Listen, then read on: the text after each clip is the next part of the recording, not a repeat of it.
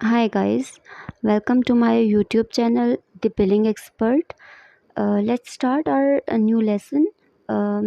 आज हम डिस्कस करेंगे कोपे, को इंश्योरेंस और डिडक्टिबल्स को। सबसे पहले हम देखते हैं कि कोपे क्या होता है। A copay is a fixed upfront amount of money that a patient pays out of pocket for a covered healthcare services such as doctor's visit, specialist consultation, prescription medication और emergency rooms visit. अब अगर मैं simple words में आपको समझाऊं तो कोपे एक fixed flat amount होती है जो कि पेशेंट को अपने हर विज़िट पे करनी पड़ती है। सम टाइम ये $20 होगी, सम टाइम ये $10 होगी, सम टाइम ये $5 होगी। ये आपके पेशेंट के प्लान पे डिपेंड कर रहा होता है। और ये आप जो पेशेंट का इंश्योरेंस कार्ड होगा उसके ऊपर भी मेंशन होगी कि इतने डॉलर आपकी कोपे अमाउंट है जो आपको ईच विज़िट पे करनी पड़ेगी।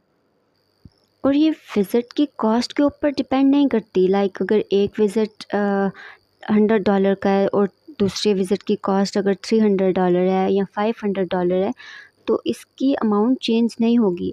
जो ऑलरेडी फिक्स्ड हुई हुई है वही पेशेंट को पे करनी होगी अपने हर विज़िट पे। नाउ व्हाट इज़ को इंश्योरेंस? को इंश्योरेंस बेसिकली एक परसेंटेज होती है मेडिकल कॉस्ट की जो कि पेशेंट और उसकी हेल्थ इंश्योरेंस के दरमियान शेयर्ड हो रही होती है। फॉर एग्ज़ाम्पल एक पेशेंट विज़िट करता है डॉक्टर ऑफिस का और उस विज़िट की जो कास्ट है वो $1000 है। अब अगर पेशेंट और इंश्योरेंस के दरमियान ये अग्रीमेंट हुआ हुआ है कि 80% इंश्योरेंस कवर करेगी और 20% पेशेंट कवर करेगा, तो उस $1000 में से $200 पेशेंट ने पे करना है और $800 इंश्योरेंस पे करेगी। $800 इंश्योरेंस की लाइबिलिटी के बाद हम पेशेंट को बिल करेंगे $200 के लिए। सो कोपे हमारा एक फिक्स्ड अमाउंट है और को इंश्योरेंस हमारी एक परसेंटेज है टोटल बिल की। Now what is deductible? Deductible is a fixed amount of money a patient must pay out of pocket for covered healthcare services each year before their health insurance starts sharing costs. अब deductible अगर हम simple words में देखें तो क्या है? किसी भी प्लान को किक करने के लिए या किसी भी प्लान को स्टार्ट करने से पहले एक फ़िक्स्ड अमाउंट होती है जो पेशेंट को मस्ट पे करनी होती है। अगर हम डेली रूटीन की एग्जांपल लें तो like a car without petrol. अगर किसी इंसान के पास कोई कार है उसमें पेट्रोल नहीं है तो उस कार का कोई फ़ायदा नहीं है क्योंकि वो बंदा ड्राइव नहीं कर सकता। इसी तरह डिडक्टेबल प्लान को किक करने के लिए स्टार्ट करने के लिए ईयर के स्टार्ट में पे करना ज़रूरी होता है। जब डिडक्टेबल मेट हो जाते उसके बाद इंश्योरेंस जो है वो कॉस्ट शेयर में अपने रिमेनिंग अमाउंट को कवर करती है। इसकी अगर हम एग्ज़ाम्पल लें तो एक पेशेंट की अगर डिडक्टेबल है $1500 और वो ईयर के स्टार्ट में पे कर देता है। उसके बाद अगर पेशेंट की कोई मेजर सर्जरी आ जाती है, हार्ट से रिलेटेड या ब्रेन से रिलेटेड या कोई भी सर्जरी मेजर सर्जरी आ जाती है और उसके ऊपर अगर उसकी कॉस्ट आई है $2000, 1500 वो ऑलरेडी डिडक्टेबल में पे कर चुका है। रिमेनिंग जो 500 रह जाएगा उसके लिए वो फर्दर विजिट्स के साथ को इंश्योरेंस के लिए पेशेंट को बिल करते रहेंगे।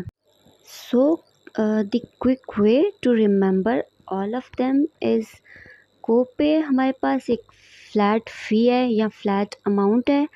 डिडक्टेबल हमारे पास ईयरली थ्रेशोल्ड है। को इंश्योरेंस हमारे पास कॉस्ट शेयरिंग परसेंटेज है।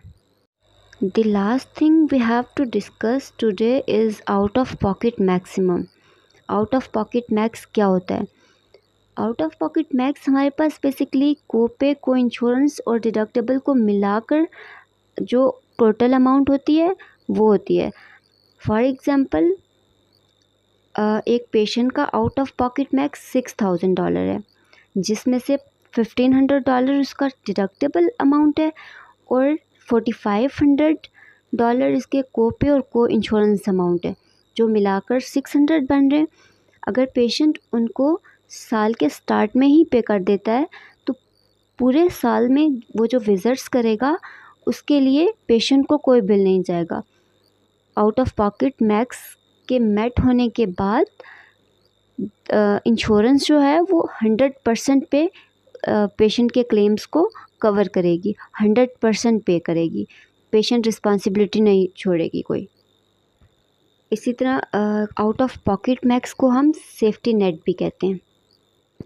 सो ये था हमारा आज का टॉपिक। नेक्स्ट लेक्चर में हम डिनाइल्स के बारे में सीखेंगे।